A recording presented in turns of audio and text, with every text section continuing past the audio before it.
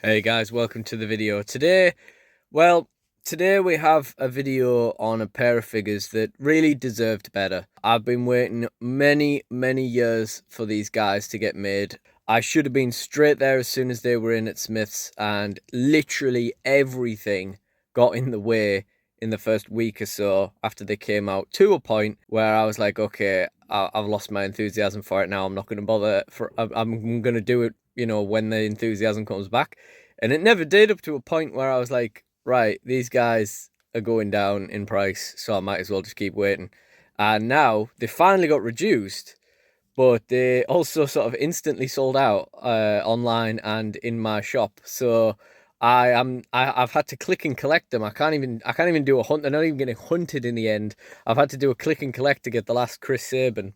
So this toy hunt should have been a really big video. It might not even end up being a toy hunt. With how much the toy hunt videos have kind of fallen off, and I never really enjoyed doing them, and how easy it is for me to end up chatting with a member of staff in Smiths, it might not even end up being a toy hunt video. But whatever we do, these guys deserved more.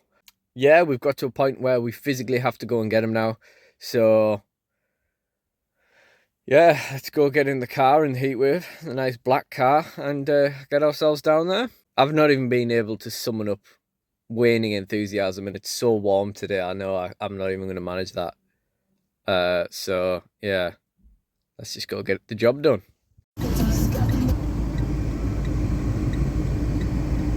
So here we are in Smiths. Looks like someone has helped themselves to a war game set, and here is the huge overview of the WWE section. It's crazy how much bigger this is these days than it used to be. I'm just stepping over to the basic side of things. Basics and ultimates, of course. Why would ultimates be next to elites?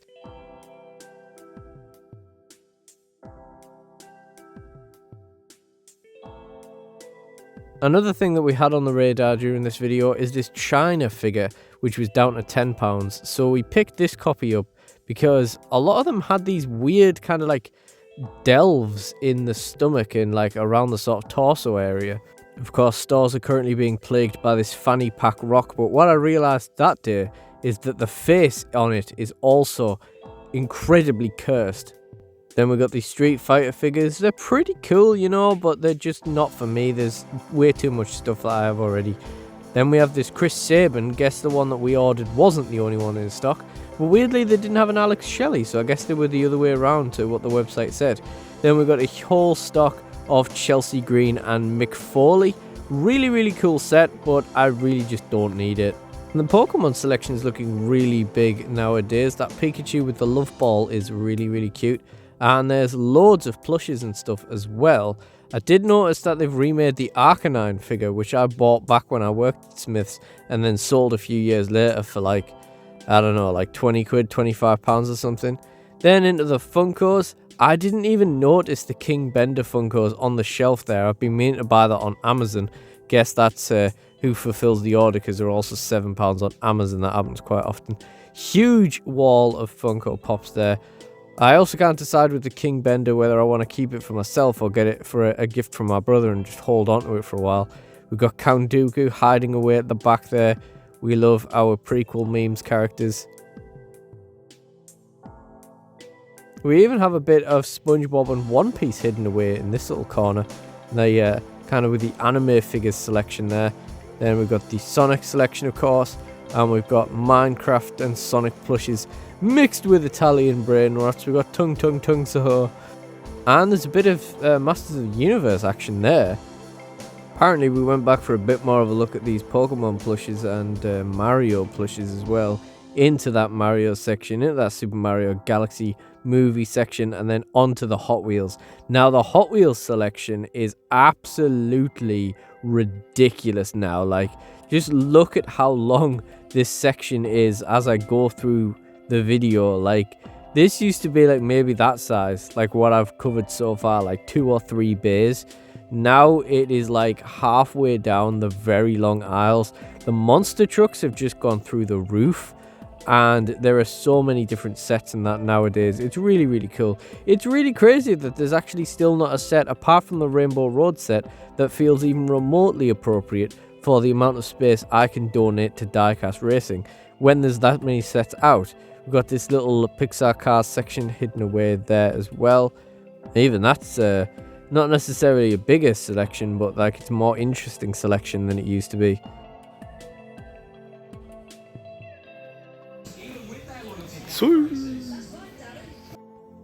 We've got the Lego on the wall there, some sports sets and so on. Of course, we're mostly interested in the Star Wars Lego. Myself, I will probably buy these two sets at some point, maybe even Luke's Landspeeder. I don't really know. I don't have space for the stuff that I've already opened. I don't have space to open the stuff I haven't opened. I don't have space for the stuff I haven't opened. I don't know. I love that Battle of Fallujah set, but I'll just never be able to afford that, or never be willing to afford it anyway. The Kia Mundi set I did buy a little while ago on a crazy reduction on Very, but I doubt I'll get the same for the Ace Skura set. And then of course we've got all the Speed Champions, all the cars, all the Technics, and then back out into the car park with our own Technics. Unbelievable levels of typical. So, we actually did get a pretty decent toy hunt out of that one. The shop was pretty empty considering it was midday half term. So here we are a few days later. Got round to doing the outro for this one. We got our Motor City Machine Gun Mattel Elite action figures. We got the Chris Sabin, of course, and the Alex Shelley, of course. It's been such a wait to get these two guys. I mean, I had them when I was a kid. I had the TNA Toy Biz figures. And obviously when I was a kid, I was happy to mix and match the figures and stuff like that. They had the TNA Impact ones, which sort of passed me by. You know, the Deluxe Impact was really at the main part of my life where I wasn't really paying attention to figures. You know, I was a bit too old, but I was not yet old enough to kind of revisit it. You know, I was not quite ready to settle into just being a big geek, so I kind of just lost interest in wrestling figures for a long time, and that's when the TNA Deluxe Impact figures came out. So we never got those, and now we never need to, so that's cool. They were pretty obscure. I don't think the distribution for TNA for Deluxe Impact was very good in the UK, to be honest. But I think the Motor City Machine Guns are pretty obscure to find from there anyway. And here we are. They finally got to WWE. They finally got Mattel Elites. And these boys, as I alluded to earlier, they deserve better from me. You could argue that's fitting now they've been released. You could argue that they deserve better from WWE as well, but I don't know. They turned up, they had a run with the tag titles, and let's face it, I very much doubt being in WWE is as glamorous as they dreamed it was, as glamorous as it used to be. You know, so whatever, they lived it. They lived the dream. They had the titles. You know, at some point I will have to go back and watch what their run was actually like, because I still haven't watched WWE in years. I'm so far behind with filming for my animations, for my stop motion fed. I've done so little of it that I had two renditions of Chris Sabin that never got used, never actually turned up in DSW. I'm going to showcase those now, actually. So first of all, way back in early 2021, I actually managed to get myself the white Chris Sabin TNA Toy Biz action figure. And I was so happy with this because I still actually really like this figure. I think the head's really good. I like the attire as well. It looks really, really cool. And, you know, when I was a kid and I had my Chris Sabin, as much as I loved my Chris Sabin, having any version of Chris Sabin, I'd see this one on people's YouTube videos and I'd be like, God, that one's nice. I really wish I had that one. So we did manage to pick this up in 2021. And that was not in a mail opening video because around the time I didn't buy anything else. And this was in a period where I didn't see the point in filming something if there wasn't a video's worth of stuff. So I never filmed it, but also part of the reason was that I wanted to keep it quiet. I wanted him to appear in DSW unannounced, and, you know, he would, you know, he'd be revealed that way. But instead, this guy's just been in various positions on various shelves over the years. He's been stood in Andre the Giant's ring cart for a long time, to be honest, because he must have been stood around on the shelves around the time that I got the Andre ring cart and did the unboxing on that. So then he got chucked in there. And this guy never got used. And I still might use this in a bit of pick fed action, because, you know, I was gonna try and just deal with the scale difference between these and Mattel Elites. I might do it on some pick fed show, in DSW, just because I kind of like having weird figures turn up and stuff like that. But basically, we started upgrading to an elite because we got the Buddy Murphy figure with the black trunks for £10 from Smyths reduced. So we got that. We did the Buddy the Elf Christmas special NW opening in 2021. And then at some point, I got a Daniel Bryan figure really cheap and used the head of that. It's not exactly the head I wanted. I just realized he's got like paint all over his back. Where's that come from? Like, what? Where's that come from? I painted his head, obviously. I painted the hair, but like, I mean, that could maybe have been some of that on the black on the back. But where's this like yellow come from? What the hell has happened to you? This has just been sat on a shelf with some other figures. But yeah, this wasn't the exact Daniel Bryan head I wanted. But you'd be lying if you said there wasn't a likeness, you know?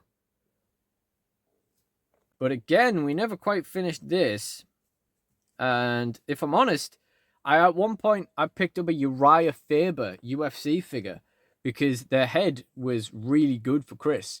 And I, around the time when they got signed to WWE, I just sold it. I just chucked it up on eBay. I think I got that from Rock and Roll Collectibles really cheap. And then I sold it for like 30 quid, 35 quid, something like that. So it was really good. I can't say that I don't make money by not actually ever animating anything, because obviously we sold the Uriah Faber figure for the profit, and then we would have bought this anyway. And yeah, so that's 2 renditions of Chris Sabin that I had for the Fed. I even had a third version, swapping this head for another one. I mean, we'll probably just use that for a customer, somebody else or something. If I ever felt I cared, I could always pop the Buddy Murphy head back on. But yeah, and then of course in the same toy hunt, we got this China because it's down to £10. And I'm not gonna lie, the rest of the wave, probably the last Mankind figure we're gonna have for a while, and it's a really good one. An Austin and quite a nice Triple H. Don't care about the Build-A-Figure Ventura, but I wouldn't mind another ref, so that's that. So what I'm saying is I'll probably get the whole wave at some point. And this is a really nice China, and for £10, I'll definitely pick it up all day, every day. Like I say, the boys deserved much better. For the weight that they had, they should have had me having an enthusiastic, excitable toy hunt where I was like so over the moon they got released. I went straight away as soon as they came in stock, went and picked them up, had the most fun of my life on a toy hunt, and just really had this really enthusiastic video. But life is not like that.